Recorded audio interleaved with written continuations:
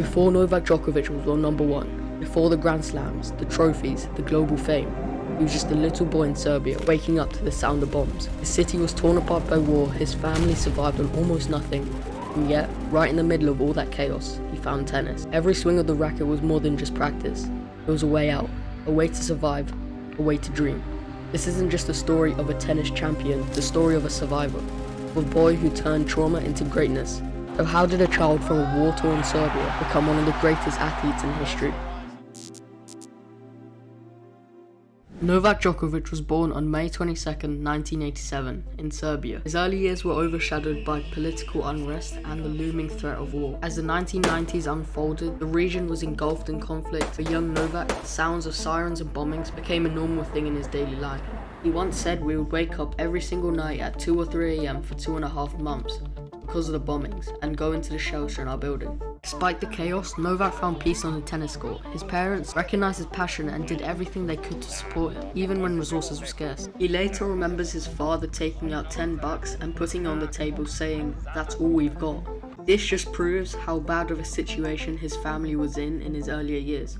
The family's commitment was something else. You've lived through 2 wars, the latter of which being 1999 when NATO starts bombing Serbia. Last 78 days, you and your family were living on a 2nd floor apartment at the time. They ran a pizzeria and a sports equipment shop to fund Novak's training. Every spare dollar went towards coaching, equipment and travel. But tennis is an expensive sport. You have to afford a coach, a racket, balls, all that kind of stuff. Yet his father saw something in him that no one else could. Even though he wanted his son to play other sports like football or golf, they decided tennis was going to be the best for him. And still, his life wasn't perfect. Training sessions were often interrupted by air raids, and Novak would practice amongst the ruins of his city. He said growing up in a war-torn country was a place where many children didn't have the trust and support necessary for growing. And so there were no fancy courts, no big tennis academies, and Novak trained wherever he could, on clay courts in the mountains, in empty halls, even while bombs fell in the distance. When he turned 12, his parents made another sacrifice. They sent him to Germany, alone, to train at a tennis academy. He was homesick, he missed his family, but he knew why he was there. Tennis wasn't just a sport anymore, it was an escape from reality. It was an escape from the torn apart country he came from.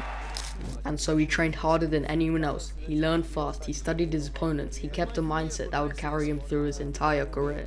He later looked back on this saying it was terrible and it was the worst thing anyone could experience, not knowing if the next bomb could fall on you. But Novak didn't let fear stop him, he used it. He used it through everything he lived through, the war, the hunger, the pressure, and he used it as fuel. While other players trained with better gear and safer lives, Novak trained with more purpose, because he knew what it meant to have nothing, and he wasn't going to waste his shot.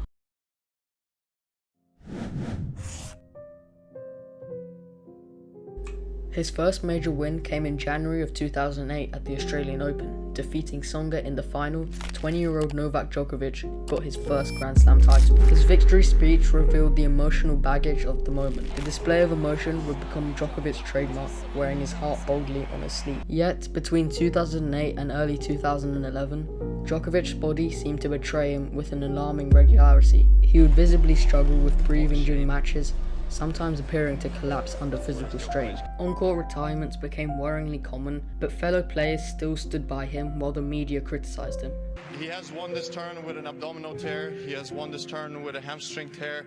If he cannot continue a tennis match, it really means that he cannot continue a tennis match. Even though the media pulled him down so many times, he always found a way to push straight back up. Do you have any other questions other than the crowd? Or, are you focused only on that, or any questions about the match or something like that, or is it solely focused on that? During 2009, Djokovic retired from the Australian Open quarter-final against Andy Roddick. This was due to heat exhaustion, prompting Roddick to publicly question his fitness. The tennis world could brutally be unforgiving, with commentators questioning not only his physical conditioning, but his mental fortitude and even his integrity. In a conversation with Patrick McEnroe, Djokovic addressed the difficult time, saying, "People call me a quitter. They said I wasn't tough enough mentally, but they didn't understand what was happening inside of my body. I would feel my throat closing up, unable to breathe properly. It was terrifying. The he often found himself facing either Federer or Nadal in the semi-finals, a seemingly impassable barrier to the more Grand Slam titles he could win. Imagine competing at the highest level and feeling like you're fighting against yourself as much as your opponent. These were times where I questioned whether my body would even allow me to reach the potential. The turning point came through an unexpected source. In 2010, during a match in Croatia, Djokovic met the Serbian nutritionist who made a surprising suggestion that his physical issues might stem from his food sensitivities, particularly to gluten. And so when he realized his dietary restriction, he had the biggest comeback in 2011. It was a new Djokovic. He had been physically transformed, mentally sharpened, and tactically evolved.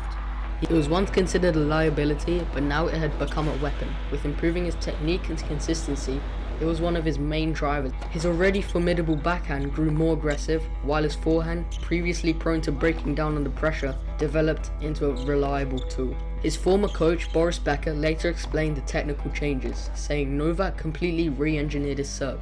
With the help of his team, they adjusted his toss, his stance, his motion, everything.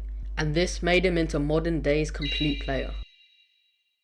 So guys, I hope you enjoyed this video. Like and subscribe, and I'll see you guys in the next one. Peace.